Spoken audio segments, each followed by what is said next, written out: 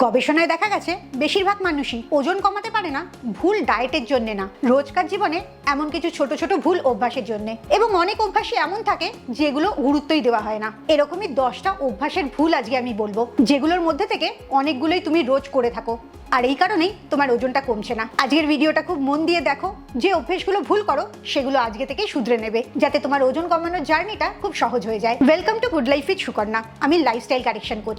এই কারণে তোমাকে শুধু একটা ডায়েট প্ল্যান দেওয়া আমার কাজ না, আমি তোমার এই ছোট ছোট ভুলগুলো শুধরে তোমাকে একটা পরিপূর্ণ জীবন এনে দিই, যার মধ্যে তোমার যেরকম খাওয়াটাও পড়ে, সেরকম ঘুম, মানসিক স্ট্রেস, এই সমস্ত জিনিসগুলোই ঠিক করা হয়। আর সেটা শুরু হয় 7 ডেজ চ্যালেঞ্জ দিয়ে। তুমি যদি আমার ব্যক্তিগত গাইডেন্সে নিজের জীবনটা পরিবর্তন করতে চাও, ভুঁড়িটা কমাতে চাও, তাহলে এক্ষুনি নিচের নাম্বারে 7 ডেজ চ্যালেঞ্জ লিখে হোয়াটসঅ্যাপ করো। প্রথম ভুল যেটা তুমি করো সেটা হচ্ছে তোমার পুরো ফোকাসটা থাকে ক্যালোরির দিকে। তুমি কম ক্যালোরি খেলে ওজন কমবে, অথচ তোমার শরীর ক্যালোরি কাউন্ট করে না। তোমার শরীর হরমোনের ওপরে চলে।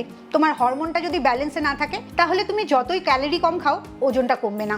বিশেষ করে ইনসুলিন হরমোন, যেটা সুগার স্পাইক করছে। তুমি যে ধরনের খাবার খাচ্ছ, তোমার মেন্টাল স্ট্রেস কতটা আছে, এই সব জিনিসগুলোর উপর নির্ভর করে তোমার সুগার স্পাইকটা। তাই এবার থেকে ক্যালোরি কতটা খাচ্ছ সেটা না দেখে কি ধরনের খাবার খাচ্ছ সেটা দেখবে। খাবারের মধ্যে যথেষ্ট পরিমাণে প্রোটিন রাখবে, ফাইবার রাখবে, এবং সুগারি ড্রিঙ্ক বা সুগার স্পাইক হয় এরকম কোনো খাবার হয় খাবে না, নয়তো পরিমাণে খুব কম খাবে। আর তোমার যদি বারবার কিছু না কিছু খাবার অভ্যাস থাকে, সেটাকেও বন্ধ করবে। তুমি কি দিনে 6 থেকে 7 বার কিছু না কিছু খেতে থাকো? যদি সেটা তুমি হও, তাহলে এক্ষুনি কমেন্টে জানাও।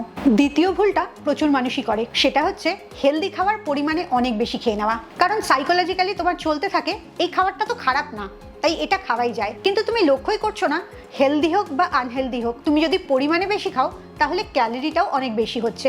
যেমন অনেকেই চীনাবাদাম একটা একটা করে অনেকগুলো খেয়ে নেয়, কন্ট্রোলই করতে পারে না। কিংবা কোনো নাটস, এগুলো খেতে ভালো লাগে বলে অনেকটা খেয়ে নিচ্ছ, অথচ লক্ষ্যই করছো না এগুলো গুড ফ্যাট এবং তার ক্যালোরি ভ্যালুটা কার্বোহাইড্রেট আর প্রোটিনের ডাবলের থেকেও বেশি। তাই হেলদি খাবার হলেও সবসময় তোমাকে পোর্শনের দিকে লক্ষ্য রাখতে হবে। তোমারও যদি চিনেবাদাম খাওয়ার এই বদ অভ্যাসটা থাকে, তাহলে এখন থেকেই ঠিক করে নাও, দেখবে অনেক সহজে তোমার ওজনটা কমতে শুরু করে দিয়েছে। 3 নম্বর ভুলটা অনেকেই জানে, কিন্তু বেশিরভাগ লোক মানতেই চায় না, সেটা হচ্ছে স্ট্রেস বাড়লে বেলি ফ্যাট বেড়ে যায়, ওজন বেড়ে যায়। তুমি যত বেশি স্ট্রেস করবে, তোমার কর্টিসল হরমোনটা তত বেশি বাড়বে, আর এর রেজাল্টে তোমার শরীর তত চর্বি জড়ো করতে থাকবে। তাই স্ট্রেস করাটাকে তোমাকে কন্ট্রোল করতেই হবে। এই স্ট্রেস কন্ট্রোল করার খুব সহজ কয়েকটা উপায় আছে, যেমন ডিপ ব্রিদিং করা, মেডিটেশন প্র্যাকটিস করা, জার্নাল লেখা।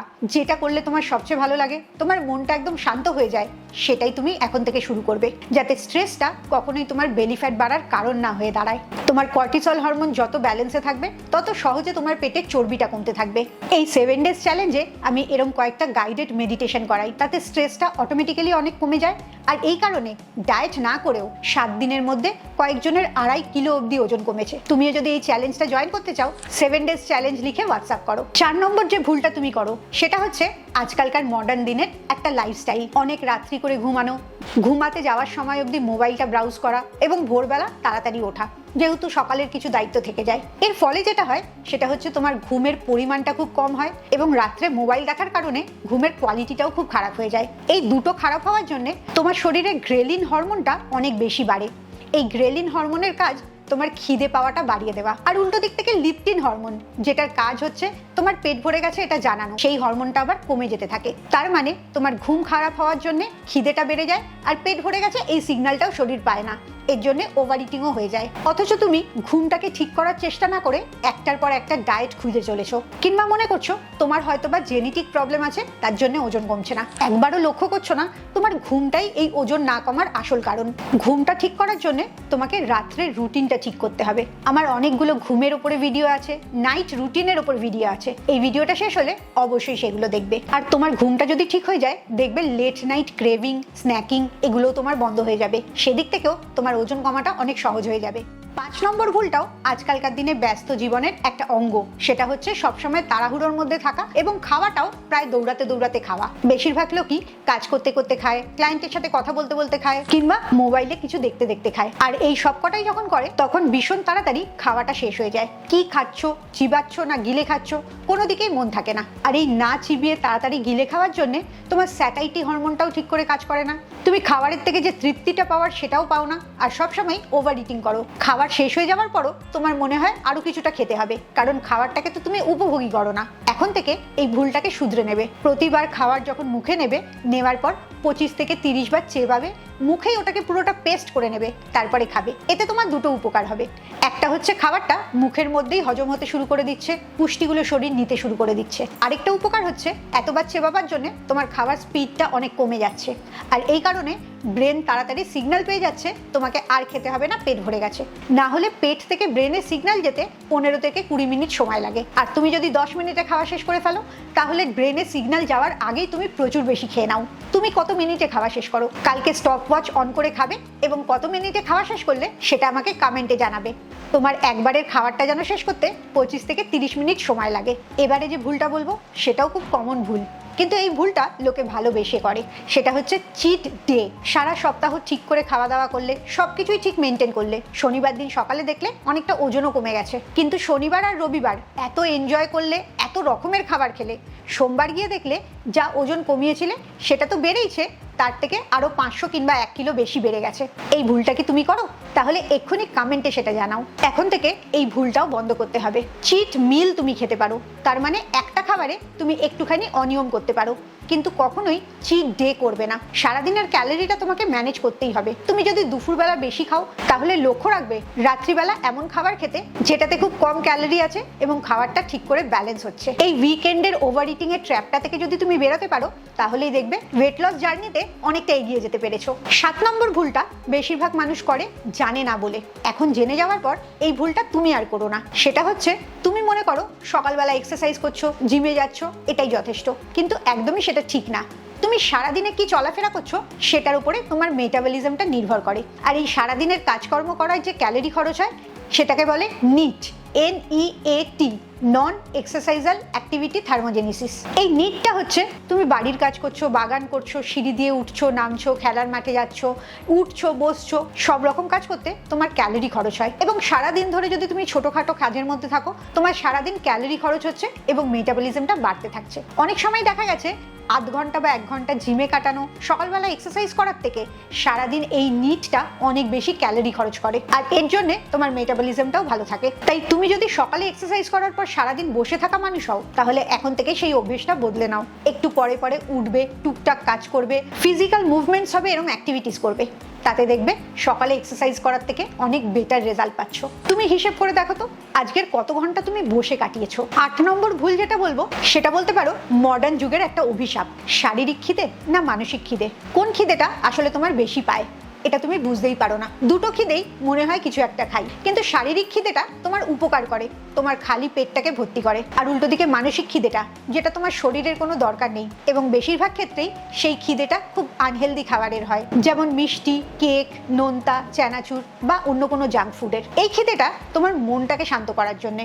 তুমি হয়তো খুব দুঃখে আছো, অভিমান করছো, রাগ করছো, তখন তোমার মন বলছে তোমার একটা কিছু আনন্দের দরকার, আর তোমার মনে হচ্ছে খাওয়াটাই সবচেয়ে বড় আনন্দের কাজ।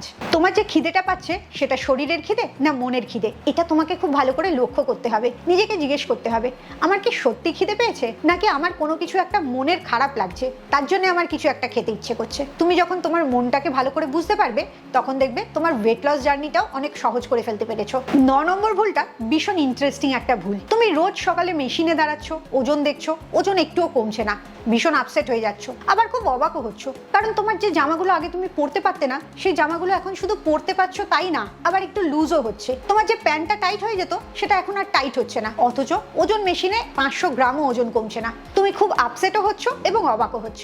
আসলে তুমি এটা ভুলেই যাচ্ছ ওজন কমা মানে শুধু ওজন মেশিনে দাঁড়ানো না, ওজন কমা মানে শরীরের ভেতরে অনেকগুলো পরিবর্তন হওয়া। ভেবে দেখো তো তোমার শরীর থেকে 1 কিলো চর্বি ঝরে গেছে, সেই জায়গায় 1 কিলো মাসেল তৈরি হয়েছে। মাসেলের ভলিউম খুব ছোট থাকে, ধরো একটা লোহার বাটখারা, আর ফ্যাটের ভলিউম ভীষণ বড় থাকে, ধরো একটা বড় তুলোর বালিশ। তোমার শরীর থেকে তুলোর বালিশটা সরিয়ে নিয়ে একটা লোহার বাটখারা রেখে দেওয়া হয়েছে। ওজন দুটোরই 1 কিলো করে ছিল বলে তোমার ওজনের একটুও পরিবর্তন হয়নি, কিন্তু ভাবো তো তোমার ভলিউম কতটা কমে গেছে, তুমি কতটা রোগা হয়ে গেছো। তাই জন্যে ওজনের দিকে তাকিয়ে মন খারাপ করবে না, অন্যান্য প্যারামিটারগুলো লক্ষ্য করবে। তোমার ওয়েস্ট লাইন কমছে কিনা, তোমার এনার্জি বাড়ছে কিনা, তোমার ঘুম ঠিক হচ্ছে কিনা, তোমাকে অনেকটা রোগা দেখতে লাগছে কিনা, তোমার স্কিনের গ্লো বেড়ে যাচ্ছে কিনা, এই সবগুলো তোমার সুস্থ থাকার একটা বড় সিগন্যাল। তাই শুধু ওজনটা দেখে মন খারাপ করবে না। এবারে আসবো লাস্ট এবং সবচেয়ে গুরুত্বপূর্ণ ভুলটা, সেটা হচ্ছে ছোট ছোট পরিবর্তন। তোমার মোটিভেশনের কোনো দরকার নেই, কারণ মোটিভেশনটা খুব সাময়িক, এই আসলো আবার চলে গেল। যেদিন তুমি মোটিভেটেড হলে সেদিন তুমি খুব ডিসিপ্লিন থাকলে, আর যেদিন তোমার মোটিভেশন রইলো না সেদিন তুমি কোনো কাজই করলে না। এতে আলটিমেটলি তোমার কোনো উপকার হবে না।